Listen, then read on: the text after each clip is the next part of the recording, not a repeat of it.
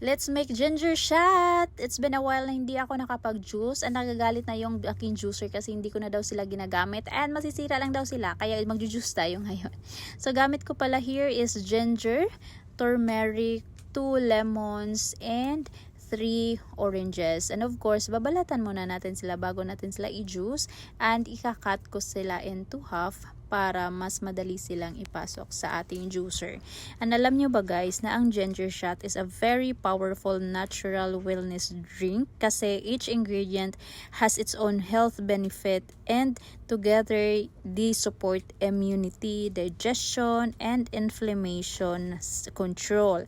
So nakakatulong sila i-boost yung immune system natin because meron siyang ginger, turmeric, and lemon.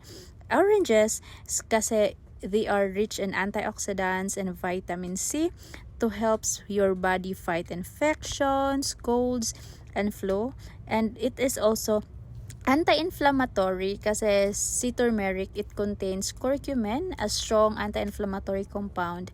Si ginger naman also reduces inflammation which can help with our joint pain and muscle soreness. So it can also improve digestion. So si ginger helps reduce bloating, nausea, and indigestions natin. And si lemon, it stimulates digestive enzymes. It can also support heart health kasi si ginger and turmeric may help improve blood circulation and support healthy blood pressure.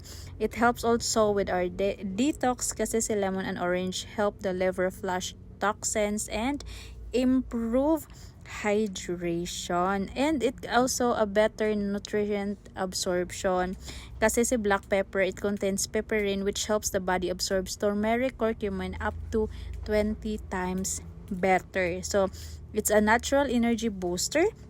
The citrus and ginger combination can give a natural energy boost without caffeine. So, best time to take morning on an empty stomach. So, mag-ginger shot na kayo because marami talaga siyang benefits sa ating mga katawan. It's super affordable, kaya go for ginger shot.